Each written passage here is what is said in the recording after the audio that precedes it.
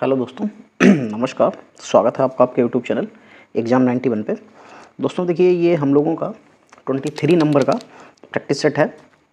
अभी तक हम लोग 22 कर चुके हैं और आप लोगों में से जिस तरीके से आप लोग रिस्पॉन्स कर रहे हैं, कुछ बच्चे जो हैं कमेंट में भी बताते हैं कि सर जी आपने यहाँ पे ये कैसे हो गया, या ये होना चाहिए था, या सर जी यहाँ पे आपका ये क्वेश्चन गलत हो गया। और इस मामले में जो है लक्ष्मी हैं वो बहुत एक्सपर्ट हैं और बहुत सही भी है कि अगर देखिए कहीं पे कुछ चीज़ें कई बार ऐसा होता है कि जब पढ़ा रहे होते हैं तो फ्लो में हम लोग कुछ का कुछ भी हो जाता है। ठीक है, कई बार ऐसा होता है कि मालूम हो हमको बताना ए आंसर चाहिए लेकिन वो बता हम बी जाते हैं। ठीक है, तो वहाँ पे गलतियाँ हो जाती हैं। अगर आपको वो चीज़ पता हो और आप समझते हैं तो उस चीज़ को आप मुझे कमेंट में ज़रूर बताएं कि सर जी आपका यहाँ पे ये होना चाहिए। जैसे आज लक्ष्मी ने जो है प्रैक्टिस सेट में, मतलब कल वाले 22 वाले प्रैक्टिस सेट में, 22 वाले में, हाँ शायद 22 वाले में ही अनफीलिंग था कि अनफीलिंग का जो है एंटोनियम क्या होगा। तो अनफीलिंग का जो एंटोनियम होता है जो उसके हिसाब से था, वहाँ पे जो आंसर में दे रखा था, जो ऑप्शंस में दे रखे थे, तो मॉडेस्ट होना चाहिए था। क्योंकि अनफीलिंग का मतलब होता है निर्मम, जिसके अंदर किसी भी तरीके का कोई भी ममता ना हो, ममता नहीं होगी, किसी भी तरीके का कोई प्यार मोहब्बत नहीं होगा, मतलब किसी भी तरीके का उसकी दया धर्म ना हो, तो उसको क्या कहते हैं, निर्मम। और उसका मॉडेस्ट का मतलब होता है नरम, नरम वही होगा जिसके अंदर दया होगी, धर्म होगा, थोड़ा सा फीलिंग्स होंगी, तो वो हो जाता है। और उसका उल्टा मैंने वहाँ पे कुछ और लगवा दिया था, तो इसलिए उस चीज़ को उन्होंने सही कराया। तो ये होती है आपकी तैयारी की परख। तो वहाँ पे मैम ने जो है वो सही कराया और वो उनका सही हो गया। बट जब जो चीज़ ध्यान देंगे आप लोग तभी वो चीज़ें सही हो पाएंगी। कुछ चीज़ें देखिए कई बार ऐसा होता है ना, मैंने यहाँ पे बताया कि इनकरेक्टली स्पेल्ड। अब मान लीजिए यहाँ पे जैसे सी है, मैं दिमाग में तो मेरे सी चल रहा, मैंने पढ़ भी लिया सी होनी चाहिए, लेकिन मालूम है मैंने बी टिक करा दिया, तो आपके दिमाग में वो बी जाएगा। तो वो चीज़ वहाँ पर आप ध्यान रखिए कि मैंने क्या बताया है। चलिए यहाँ पे हम लोग स्टार्ट करते हैं। पहला क्वेश्चन ये देखिए, पहला पार्ट है हमारा इंग्लिश का, सेकंड पार्ट है जीएस का। सेशन 2 में आपके पास इंग्लिश और जीएस यानी है, यहाँ से आपको नौकरी मिलनी है। पहला देखिए क्वेश्चन क्या लिखा हो, select the incorrectly spelled word. जो इनमें से इनकरेक्टली है वो देखिए। चलिए यहाँ पे इंडिकेशन लिखा हुआ है, एडवर्टाइजमेंट लिखा हुआ है, वेदर लिखा हुआ है और एक्सक्यूज लिखा हुआ है। ठीक है, तो देखो जो इंडिकेशन होता है उसका मतलब संकेत होता है, और इंडिकेशन की स्पेलिंग जो लिखी है SHUN नहीं होती है, INDICATION होता है। क्या होता है, INDICATION,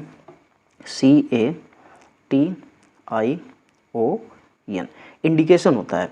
ठीक है, तो यहाँ पे गलत कौन सी स्पेलिंग है, ये इंडिकेशन गलत हुआ है।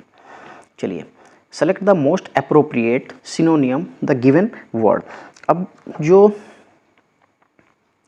सिनोनियम दे रखा है ऑफ द गिवन वर्ड, तो ये क्या हो जाएगा, ये डिटरमाइंड लिखा है। डिटरमाइंड का मतलब होता है दृढ़ निश्चय। ठीक है, दृढ़ निश्चय। ठीक है, डिटरमाइंड का मतलब है दृढ़ निश्चय। ठीक है, डेसिल्यूसिनाइड, डेसिल्यूसिनाइड जो लिखा है इसका मतलब होता है भ्रमित। और जो रेजोल्यूट लिखा हुआ है ये भी एक तरीके का दृढ़ होता है, दृढ़। ठीक है, और जो इंस्पायर्ड लिखा है इसका मतलब तो प्रेरित होता है, और इंटेंस मतलब गहन या तीव्र होता है। तो यहाँ पे आपके लिए दृढ़ निश्चय मतलब, डिटरमाइंड का मतलब, रेजोल्यूट का क्या मतलब होता है, दृढ़ होता है। क्या होता है, दृढ़।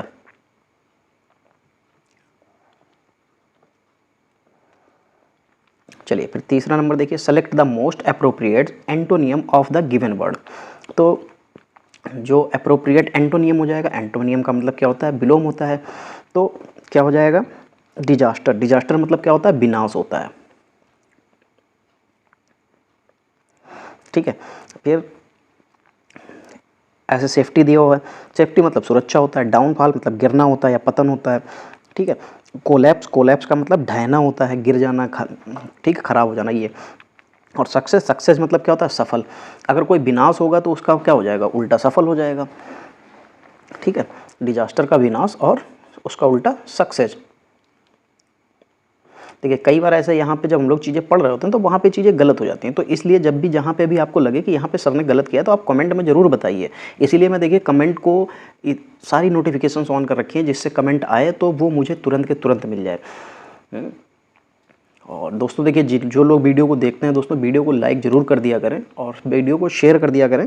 और साथ ही आप जितने भी नए लोग देखते हो वीडियो को के माध्यम से, जितने भी लोग नए लोग जुड़ते आके हैं, तो दोस्तों सभी लोग चैनल को सब्सक्राइब जरूर कर लिया करें और बेल आइकन को ऑल पे क्लिक कर लें, जिससे सभी नोटिफिकेशंस भी आपको मिलती रहें। तो आपके ये भी जितने भी प्रैक्टिस सेट होंगे वो एक भी छूटेगा नहीं। चलिए, select the most appropriate option to substitute the underline segment if you no substitution is required, select no substitution required. अच्छा, क्या लिखा है? Rohit had hardly stepped into the office then he was summon by his boss. Rohit had hardly stepped into the office. Rohit had hardly stepped into the office then he was summon by his boss. अच्छा, तो देखो जब यहाँ पे जो गलती किस में है, ये लिखा है देन ही वॉज समवन, तो यहाँ पे क्या हो जाएगा कि Rohit had hardly stepped. Hardly क्या है? निगेटिव वर्ड है, याद रखना। हार्डली कभी भी पॉजिटिव वे में नहीं यूज किया जाता है। हार्डली मुश्किल से होता है, मतलब कि ये निगेटिव वर्ड में काउंट किया जाता है। तो Rohit had hardly stepped into the office when he was summon his boss. Summon मतलब होता है बुलावा पत्र, तो यहाँ पे देन नहीं, क्या होना चाहिए था? व्हेन होना चाहिए था। तो देखिए तीसरे ऑप्शन में दे रखा है व्हेन, तो when he was summon by his boss, मतलब जब उसके ऑफिस से उसके बॉस ने जो है बुलावा पत्र भेजा तब वो गया। चलिए, select the incorrectly spelled word. चलिए, इनकरेक्टली स्पेल्ड वर्ड हो जाएगा तो इनकरेक्टली ढूंढना है। तो देखिए पहला गाइडेंस लिखा हुआ है, क्वाइट लिखा हुआ है, क्वाइडेंटरी लिखा हुआ है और ग्राफिक्स लिखा हुआ है। ग्राफिक, तो क्वाइट की स्पेलिंग सही लिखी हुई है। क्वाइडेंटरी QUANDERY, क्वाइडेंटरी लिखा हुआ है, बिल्कुल सही लिखा हुआ है। ग्राफिक GRAPHIC बिल्कुल लिखा हुआ है, सही लिखा हुआ है। जो गाइडेंस लिखा हुआ है GUIDA होता है, DANCE, तो गाइडेंस होता है। गाइडेंस मतलब क्या होता है? मार्गदर्शन होता है। Select the most appropriate antonym of the given word. Select the most appropriate antonym of the given word. Antonym बताना। अच्छा, पार्टनर। पार्टनर का मतलब क्या होता है? सहभागी। ठीक है, पार्टनर का मतलब होता है सहभागी। ठीक है, फिर एसोसिएट, अपोनेंट और पार्टिसिपेंट और फ्रेंड, तो ये चीज़ें दे रखी हैं। अब देखिए, जब सहभागी होगा जो आपके साथ में काम करेगा, और इसका जो अपोजिट हो जाएगा वो हो जाएगा अपोनेंट। अपोनेंट क्या होता है? जो आपके विरोध में काम करता है, विरोधी जिसको बोलते हैं। अपोनेंट का मतलब विरोधी होता है, तो इसका जो है एंटोनियम क्या हो जाएगा? अपोनेंट हो जाएगा। चलिए, select the most appropriate option to substitute the underline segment in the given sentence if there is no need substitute it, select no substitution required. अच्छा, the ostrich is the peculiar word, sometimes it prefer to run around in circle। अच्छा भाई,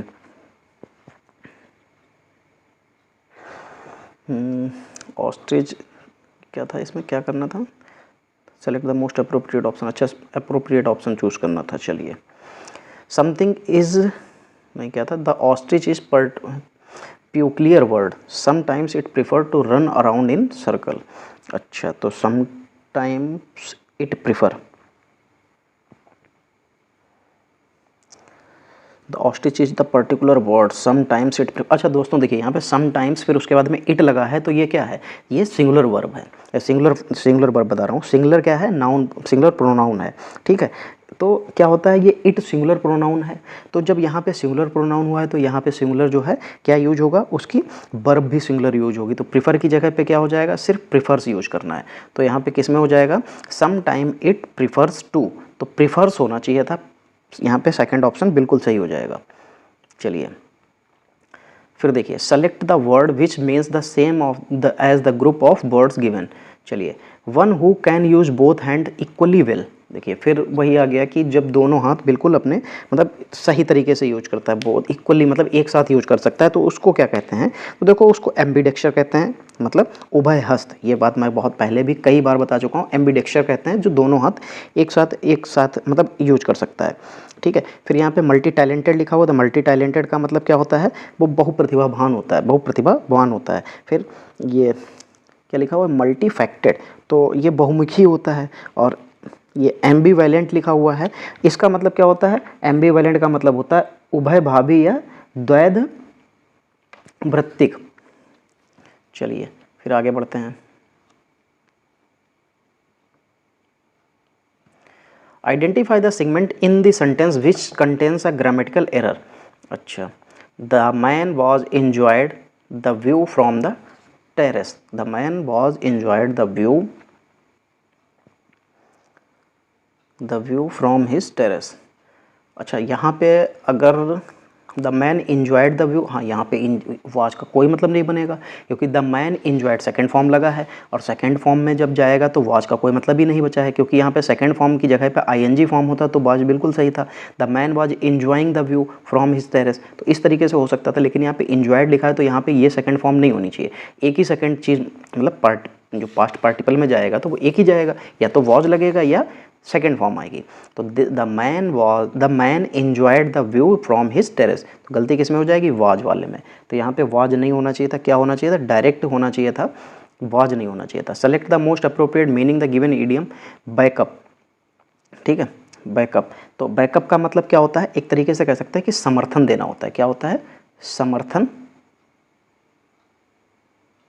देना। Lakshmi ma'am, अगर आप जो है इस video को यहाँ तक अगर आप देख रही हैं तो एक बार मुझे कमेंट में ज़रूर बताइएगा कि ईडियम को क्या आप इस तरीके से बता रही थी पढ़ाने के लिए कि जब ये ईडियम जो पूछा जाता है इसकी मीनिंग बतानी है, कि ये जो चारों ऑप्शन दिए होते हैं इनकी मीनिंग आप बताने को कह रही हैं। अगर आप चारों के मीनिंग बताने को कह रही हैं तो मैम बहुत टाइम लग जाएगा वीडियो बनाने में। मतलब हम तो बना देंगे, मेरा 1 घंटे का वीडियो बन जाएगा, देखने में प्रॉब्लम आप लोगों को होती है। अगर सिर्फ आप ये कह रही हैं कि इस वर्ड की मीनिंग बता दिया करें तो आप मुझे एक बार कमेंट में ज़रूर बता दीजिएगा, और बाकी बच्चे भी एक बार ज़रूर कमेंट कीजिएगा कि आप लोगों को जब भी ईडियम्स का वीडियो मैं डालता हूं तो यहाँ वाले वर्ड का मीनिंग बताना है या सभी का। तो यहाँ पे बैकअप का मतलब क्या होता है, समर्थन देना होता है। ठीक है, तो यहाँ पे क्या हो जाएगा, इस समर्थन देने एक तरीके से सपोर्ट करना होता है, तो सपोर्ट वाला ऑप्शन अगर है तो ठीक है, नहीं तो फिर हम लोग उसको दूसरे तरीके से भी देखेंगे। ठीक है, चलिए फिर उसके बाद देखते हैं, तो डिफेंड भी कह सकते हैं, सपोर्ट, दोनों चीज़ों में से कोई एक चीज़ होनी चाहिए। Stand up to fight, think about the past, defend और सपोर्ट। तो देखो डिफेंड और सपोर्ट, तो और लगा हुआ है तो ये सही हो जाएगा। ठीक है, तो आप मुझे इस तरीके से बता दीजिएगा एक बार कमेंट में कि आप यहाँ तक अगर वीडियो देख रहे हैं तो। Select the most appropriate meaning in the given idiom. अब फिर एक ईडियम दे रखा है, चलिए उसको देखते हैं। क्या लिखा है, आउट ऑफ द क्वेश्चन। तो आउट ऑफ द क्वेश्चन का मतलब, एक सेकंड थोड़ा छोटा कर लें। आउट ऑफ द क्वेश्चन का मतलब होता है सोच से बाहर, सोच से बाहर। ठीक है, सोच से बाहर ये होता है। चलिए, no possible at all, very badly written, very difficult, not in the syllabus. तो देखो अब जब सोच से बाहर होगा तो ये नॉट इन द सिलेबस पे मत चले जाइएगा, ये सही नहीं हो सकता। नॉट पॉसिबल एट ऑल यानी कि ये संभव नहीं है, तब ये सोच से बाहर होगा। Select the most appropriate word to fill in the blank. Mister Patel is the manager so you need to explain. Mister Patel is the manager so you need to explain to him, to her, from her, from him. देखो सबसे पहली बात तो इसको तो cut ही कर दीजिए, क्योंकि मिस्टर लगा हुआ है तो यहाँ पे ये हर तो आ ही नहीं सकता, ये फ्रॉम हर भी कर दीजिए। ठीक है, अब यहाँ पे आता है mister Patel is manager, mister Patel जो है वो manager, so you need to explain. किसको एक्सप्लेन, फॉर हिम, उसके लिए एक्सप्लेन करोगे या उसको एक्सप्लेन करोगे, तो उसको एक्सप्लेन करना है ना कि उसके लिए, तो टू हिम हो जाएगा। चलिए, select the most appropriate word to fill in the blank. Not revenge is the key of happiness and peace. अच्छा, क्या हो जाएगा, not revenge is the key happiness and peace. अच्छा, फॉरगिवनेस माफ़ी होता है, एरोगेंस मतलब बहुत ही ऐंठ वाला आदमी, प्राइड सम्मान हो जाएगा, ह्यूमिलिटी मतलब बेइज्जती हो जाएगा। तो नॉट रिवेंज इज़ द इसका is the key of happiness and peace. तो यहाँ पे forgiveness is the revenge is the key of happiness and peace. तो आप किसी को माफ़ कर दीजिए, वो रिवेंज बहुत अच्छा है कि is the key of happiness, ये खुशी और जो है आपकी शांति के लिए बहुत अच्छा है, तो ये बिल्कुल सही हो जाएगा यहाँ पे फॉरगिवनेस। चलिए, the given sentence contains a grammatical error, identify the segment that contains the error। अच्छा, they could be passed their exam if they should harder, they could be passed their exam if they could be passed their exam if they study harder। अच्छा, दोस्तों देखिए, जब ये जो पहला वाला जो पार्ट है हमारा, they could be pass their exams, तो यहाँ पे दे कुड बी, जो कुड तो लिखा है वो सही है लेकिन बी नहीं होना चाहिए। They could pass their exams if they study harder, तो यहाँ पे ये कुड बी गलत हो जाएगा, यहाँ पे सिर्फ अकेला कुड रहना चाहिए। चलिए, identify the segment in the sentence which contains a grammatical error. The ship was facing very strong current in the ocean. ठीक है, करंट यहाँ पे बिजली वाला करंट नहीं है, याद रखिएगा। यहाँ पे क्या हो जाएगा, धार वाला करंट है, जो उसमें जो समुद्र में जो लहरें उठती हैं उसका करंट, वो करंट ही बोलते हैं। धार जो मतलब उसकी जो वेव होती है उसको करंट ही बोलते हैं। The ship was facing very strong current, इस देखिए कभी भी वेरी स्ट्रॉन्ग नहीं होगा, क्या होगा यहाँ पे, उसकी जगह पे मच स्ट्रॉन्ग करंट्स कह सकते हैं। क्या, मच स्ट्रॉन्ग करंट, क्या हो जाएगा, वेरी स्ट्रॉन्ग करंट्स की जगह पे मच स्ट्रॉन्ग करंट होना चाहिए, तो वेरी स्ट्रॉन्ग करंट गलत हो जाएगा। चलिए, identify the segment in the sentence which contains, अच्छा फिर से वही चीज़ आ जाएगी। चलिए 16 नंबर देखिए, the poster was make by the hard working student of class. ठीक है, hard working student of class, तो द पोस्टर वाज मेड हो जाएगा, यहाँ पे क्या हो जाएगा, मेड होना चाहिए था। The poster was made by the hard working student of class. तो चलिए देखते हैं आगे, क्लास 9th। हाँ देखिए, यहाँ पे वाज मेक में जो है गलती हो जाएगी, वाज मेड होना चाहिए था। In the following question in the first, अच्छा ये यहाँ पे फर्स्ट वाला दे रखा है, फिर से वही चीज़ है।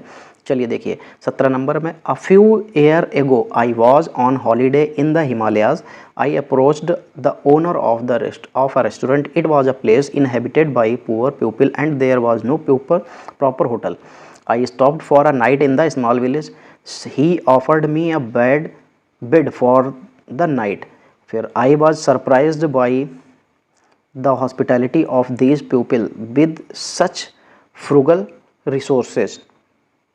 अच्छा फिर से चलिए देखते हैं, अ फ्यू ईयर्स एगो। अच्छा तो आप लोग भी एक बार इसको फिर से पढ़ लीजिएगा। देखिए जिसको एक बार में समझ में आ गया तो ठीक है, जिसको एक बार में समझ में नहीं आया तो आप लोग उसको 2 बार देख सकते हैं।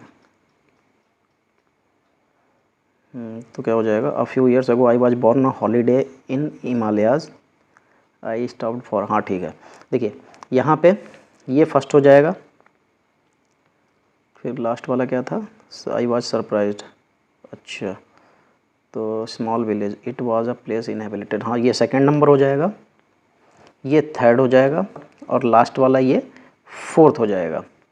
ठीक है, तो यानी कि क्या मिला, आर क्यू पी एस, ये किस में है, P Q R, P S R है, पी है, R P R Q, R second number वाला मिल जाएगा। चलिए फिर 8 नंबर पे बढ़ते हैं। 8 नंबर पे भी वही है, Ashoka ascend the throne after his father Bindusara's death, Kalinga was annexed to the Mauryan empire, और but they were ultimately defeated. The force of Kaling put up a through resistance 8 years after his coronation of the attack Kaling, but the enormous loss of innocent lives in the battle of Kaling filled him with remorse. अच्छा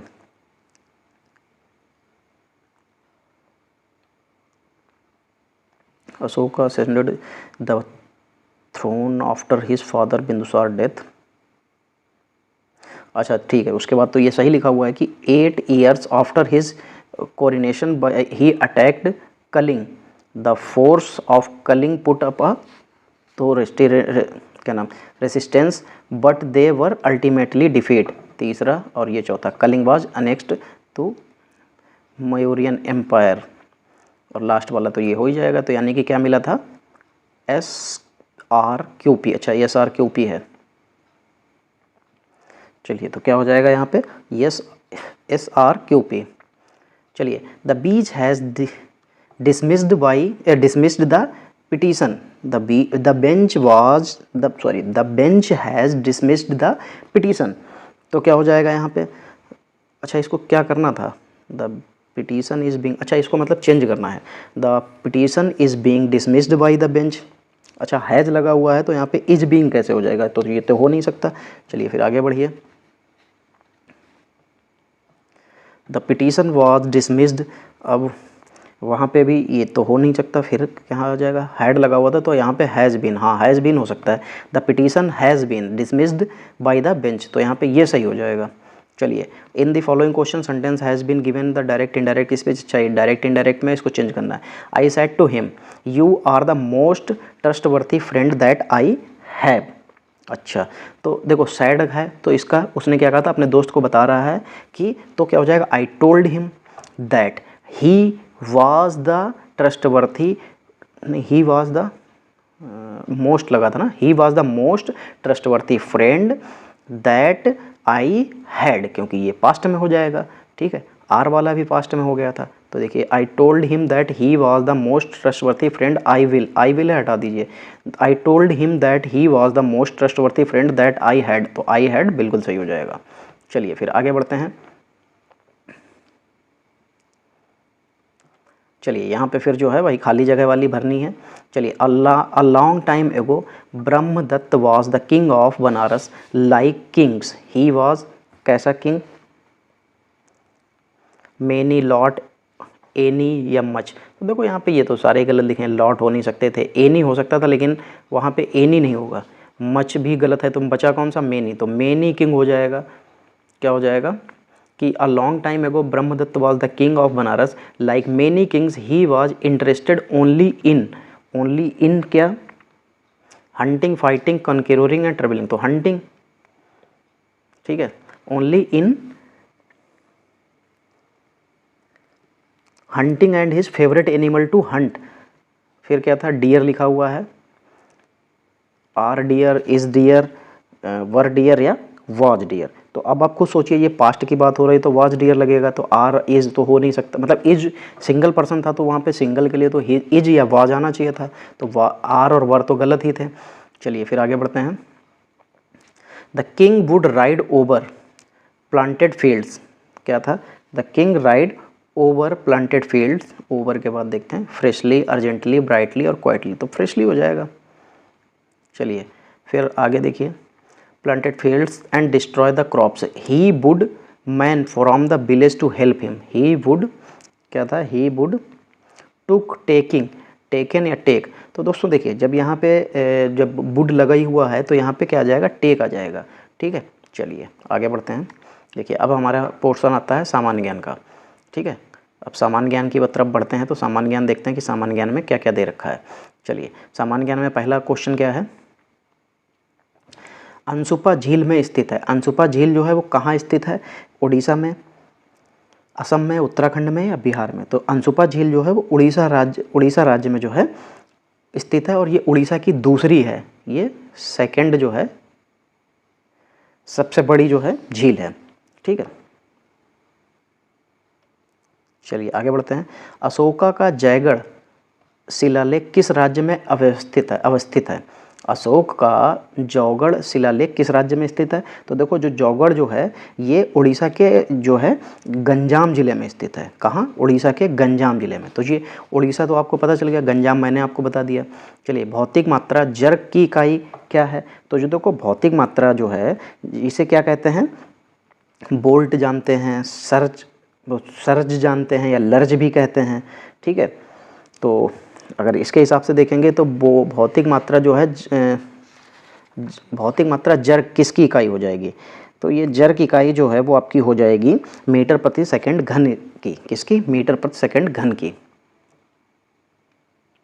चलिए, कुलिक पक्षी अभयारण्य कहाँ स्थित है,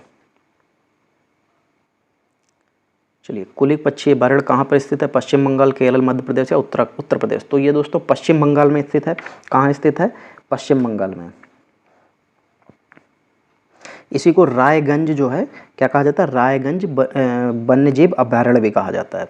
चलिए 30 number देखिए, पुस्तक 5 पॉइंट समन किसने लिखी है, पुस्तक 5 पॉइंट समन किसने लिखी है, गुरुचरण दास, विनोद चोपड़ा, विधु विनोद चोपड़ा, चेतन भगत या अमीषा त्रिपाठी, दोस्तों ये चेतन भगत की है, 5 पॉइंट इन समन।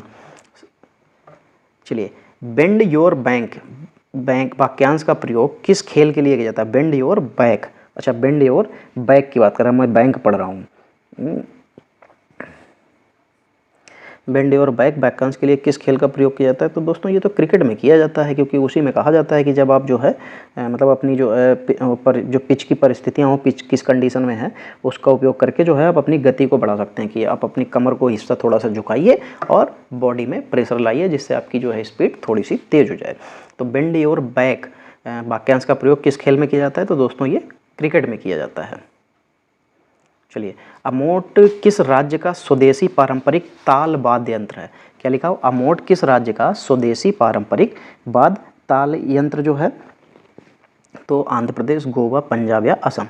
तो जो घमोट लिखा हुआ है दोस्तों ये गोवा का है।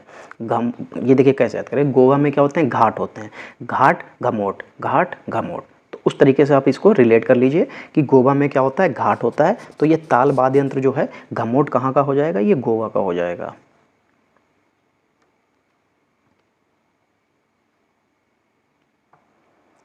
आप ऐसी कर प्रणाली को क्या कहेंगे जिसमें निर्धन वर्ग पर धनी वर्ग की अपेक्षा अधिक कर लगाया जाता है? अच्छा, आप ऐसी प्रणाली को क्या कहेंगे जिसमें निर्धन वर्ग पर यानी गरीबों पर ज़्यादा और अमीरों पर कम कर लगाया जाता है? अच्छा, चलिए, प्रगामी कर, आनुपातिक कर, पश्चगामी कर या अवक्रमिक कर। तो ये जो ऐसी प्रणाली होती है उसको पश्चगामी कर कहते हैं। क्या कहते हैं? पश्चगामी कर। ठीक है, चलिए आगे बढ़ते हैं। 34 नंबर, भारत में शून्य आधारित बजट किस वर्ष से पहली बार प्रयोग किया गया था? देखिए बहुत बढ़िया क्वेश्चन है। 1984, 1985, 1987 या 1989? ठीक है, तो देखिए बहुत से बच्चों को 89 नहीं पता होता है, 89 को 89 कहते हैं। जो इंग्लिश मीडियम के बच्चे होते हैं उनमें से बहुत से लोगों को नहीं पता होता है। तो देखो जो जीरो बेस बट यानी कि भारत में शून्य आधारित बजट यानी कि इसको जीरो बेस और बजट यानी कि ZBB भी कहते हैं। क्या कहते हैं? ZBB भी कहते हैं। और ये 1987 से प्रारंभ हुआ था। ठीक, चलिए आगे बढ़ते हैं।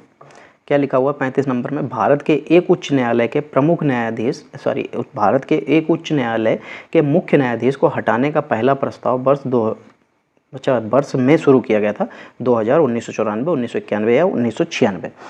अच्छा, देखो जो भारत में उच्च न्यायालय के मुख्य न्यायाधीश को हटाने का जो पहला प्रस्ताव था तो दोस्तों वो 1991 में पहली बार प्रारंभ किया गया था। ठीक है, कब?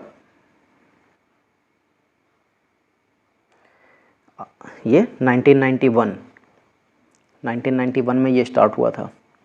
चलिए, बिजली उत्पादन के मामले में विश्व में सबसे बड़ा जल विद्युत बांध कौन सा है?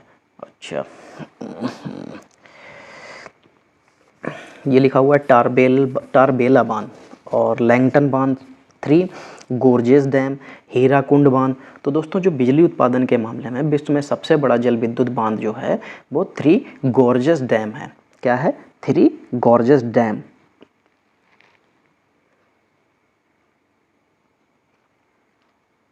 ये जो है ये इंग जिले में और ये यांगतीजी जो नदी जाती है चीन में, ये उस पर बना हुआ है। ठीक है, ये 22,500 मेगावाट का सबसे बड़ा पावर स्टेशन है, दुनिया का सबसे बड़ा पावर स्टेशन है। चलिए फिर आगे बढ़ते हैं। विधायिका का सबसे महत्वपूर्ण कार्य क्या होता है? राज्य में शांति स्थापित करना, कानून बनाना, बजट पास करना या कार्यपालिका पर नियंत्रण करना? देखो जो विधायिका होती है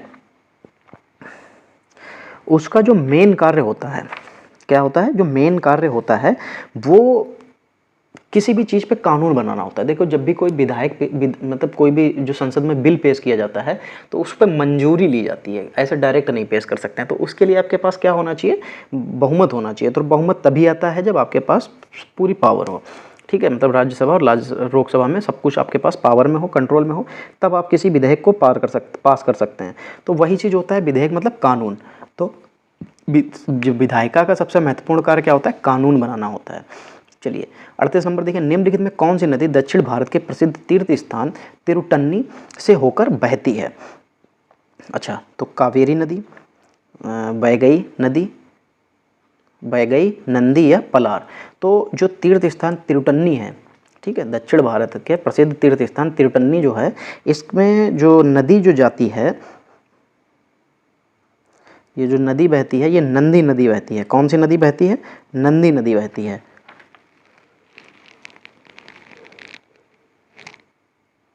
और ये तिरुटन्नी जो है ये तमिलनाडु में पड़ता है।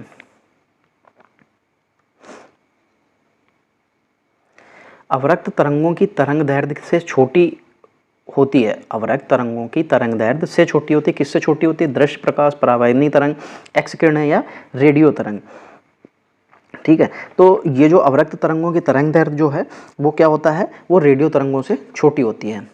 चलिए, पृथ्वी की कोर यानी कि केंद्रीय भाग को किस नाम से जाना जाता है? स्थल मंडल, मेसोस्फीयर, गुरुमंडल या परितारक केंद्र। तो दोस्तों ये जो है गुरुमंडल के नाम से जाना जाता है। किस क्या नाम से जाना जाता है? गुरुमंडल के नाम से जाना जाता है।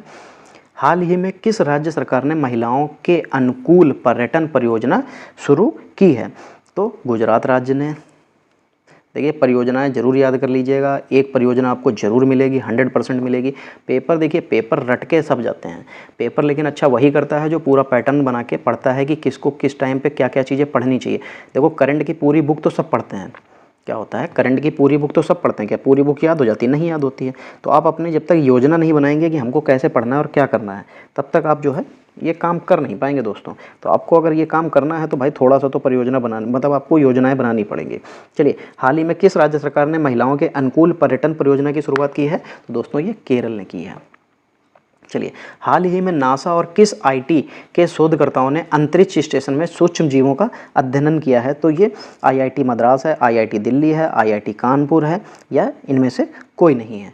तो ये जो शुरुआत की गई है वो आईआईटी मद्रास के द्वारा की गई है। चलिए, फिर आगे बढ़ते हैं। भारत में खाद्य अनाज में बफर स्टॉक का रख रखाव कौन करता है? तो जो इसमें जो रख रखाव का जो काम होता है वो अपने भारत में एफसीआई का होता है। किसका होता है? एफसीआई का। बाकी पूरा जो खाद्य अनाज का जो है बफर स्टॉक एफसीआई करता है। तो नेफेड, फिक्की, कृषि मंत्रालय। अच्छा, एफसीआई, हाँ एफसीआई दे रखा है तो बिल्कुल सही हो जाएगा। चलिए, फिर क्या दे रखा है? जब हमें अत्यधिक ठंड लगती है या हम भयभीत होते हैं तो कौन सी मांसपेशियों के सिकुड़ जाने के कारण रोंगटे खड़े हो जाते हैं? अरे वाह, इतना कठिन क्वेश्चन। चलिए, बढ़िया है, कोई दिक्कत नहीं है। देखिए, मेन चीज़ क्या होता है, क्वेश्चन सरल और कठिन नहीं आएंगे। अगर थोड़े से कठिन नहीं होंगे तो आप एक बात बताइए कि फिर मेरिट 50 नंबर, 50 क्वेश्चंस में मेरिट बननी है आपको, 50 के 50 अगर सभी लोग कर देंगे तो मेरिट कैसे बनाएंगे? बहुत मुश्किल हो जाएगा।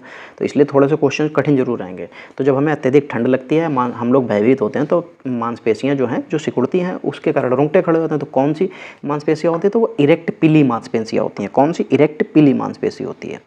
चलिए, वर्तमान समय में भारत के कितने क्षेत्रीय परिषद कार्यरत हैं? तो इसमें कितने क्षेत्रीय परिषद कार्यरत हैं? तो दोस्तों 6 क्षेत्रीय परिषद जो हैं वो कार्यरत हैं।